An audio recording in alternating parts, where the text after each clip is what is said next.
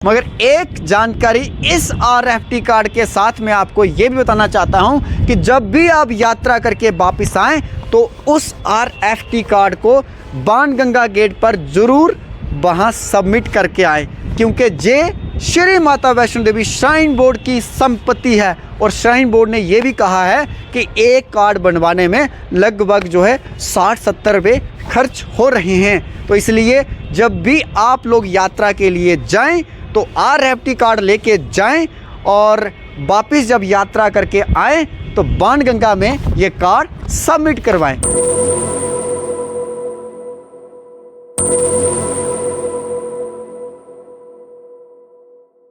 मैं जानता हूं कि मेरे चाहने वाले बड़े बेसब्री से इंतज़ार कर रहे हैं कि प्रतिदिन का जो अपडेट है सोमराज लेकर आएंगे और हम लोग सुनेंगे।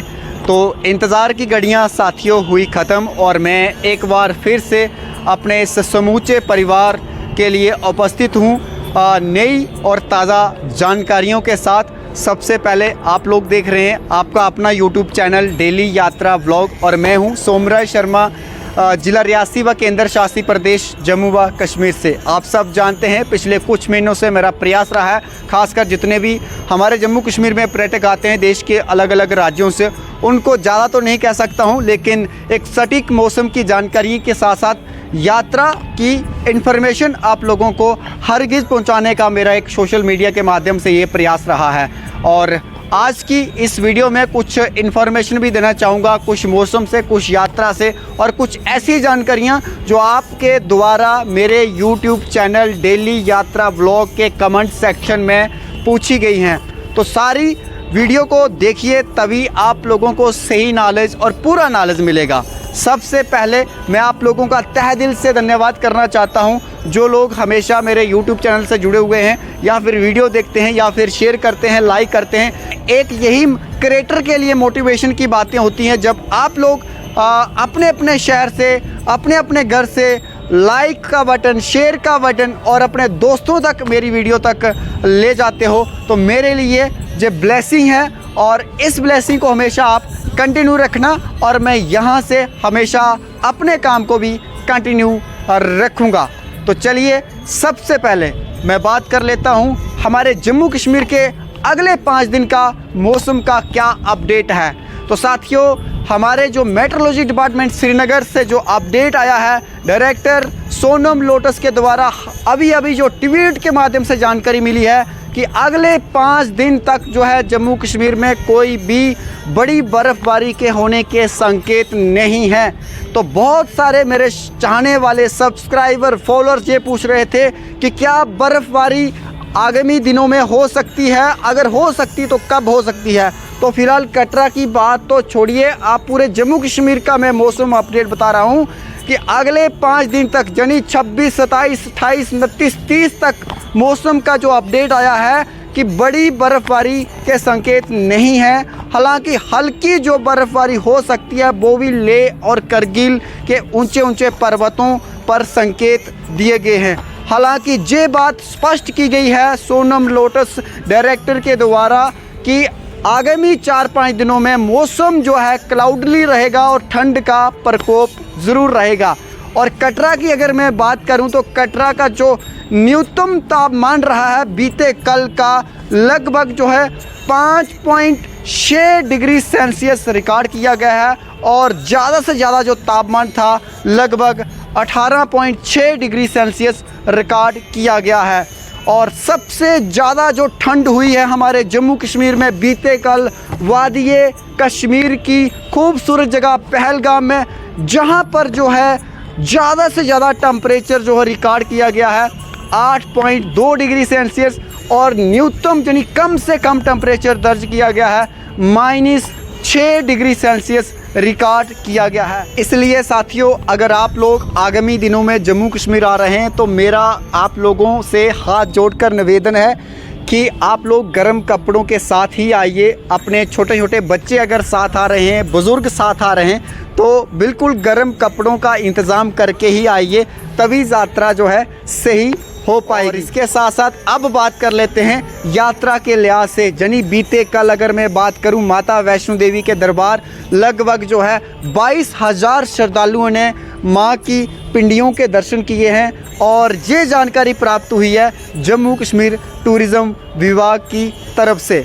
अब चलते हैं साथियों, क्योंकि आप सब जानते हैं हमारे यहाँ रियासी ज़िले में माता वैष्णो देवी यात्रा के साथ साथ शिवकोड़ी की यात्रा भी बेहद प्रसिद्ध यात्रा है और जो श्रद्धालु यहाँ आते हैं वो शिवकोड़ी के दर्शन करने ज़रूर जाते हैं। तो वहाँ की क्या यात्रा की संख्या रही बीते कल, तो यहाँ पर थोड़ा श्रद्धालुओं की संख्या कमी देखने को मिली। लगभग जो 2500 के करीब श्रद्धालुओं ने शिवकोड़ी के भी दर्शन किए। हालांकि ठंड का प्रकोप भी जारी है, लेकिन देश विदेश से माता रानी के दरबार लगातार श्रद्धालु पहुंच रहे हैं। और अगर बीते 3 दिन की अगर मैं बात करूं, सबसे पहले 17,000 यात्रा थी, उसके बाद 18,000 और कल जो आंकड़ा मिला है लगभग 22,000 यात्रा पहुंची है माता वैष्णो देवी के दरबार। माता रानी के दरबार में लगातार निरंतर यात्रा चल रही है। इसके अलावा अगर मैं बात करूं, आज मौसम देख रहे हो आप, बिल्कुल साफ़ सुहाना मौसम है, धूप खिली हुई है। सब जानते हैं जब मौसम साफ़ रहता है तो हेलीकॉप्टर की सेवा भी श्रद्धालुओं के लिए उपलब्ध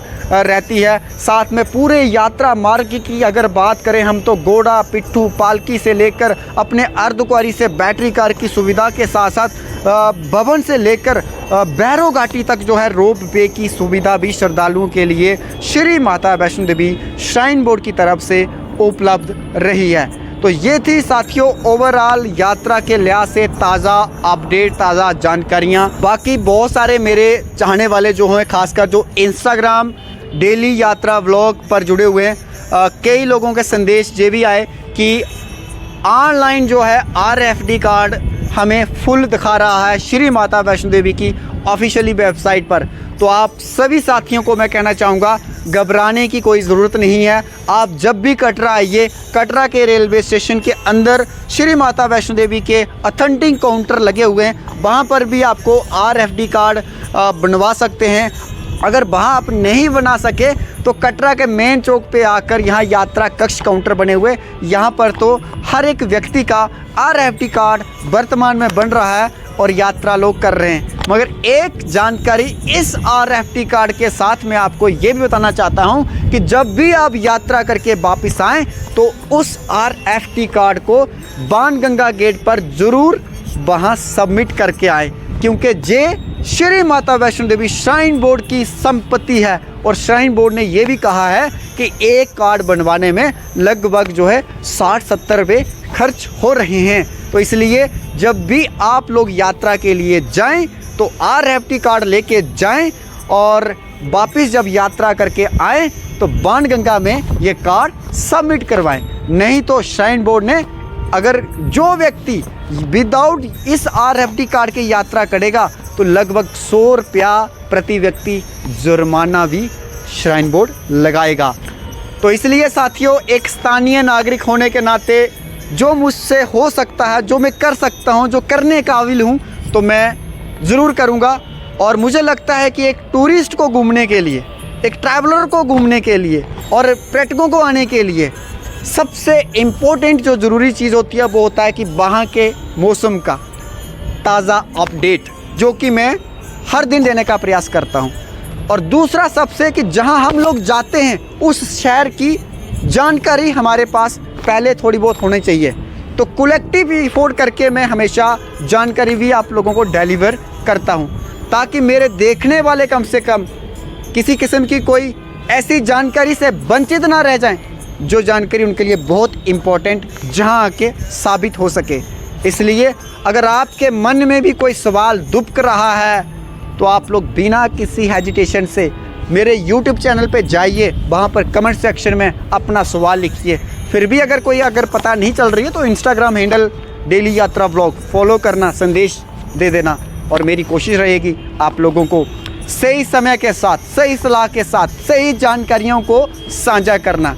तो चलिए आज के लिए बस इतना ही। कल फिर कुछ नई बातों के साथ, नई जानकारियों के साथ मैं सोमराज शर्मा, जिला रियासी व केंद्र शासित प्रदेश जम्मू व कश्मीर से मिलूँगा। तब तक के लिए अपने भाई को, अपने दोस्त को, अपने बेटे को दीजिए अनुमति। लेकिन चलते चलते माँ भगवती से ये भी प्रार्थना है कि माँ हम सब बच्चों को हमेशा सुख, शांति, उन्नति, वृद्धि, समृद्धि के साथ जीवन जो है खुशियों से गतिमान रखना। धन्यवाद।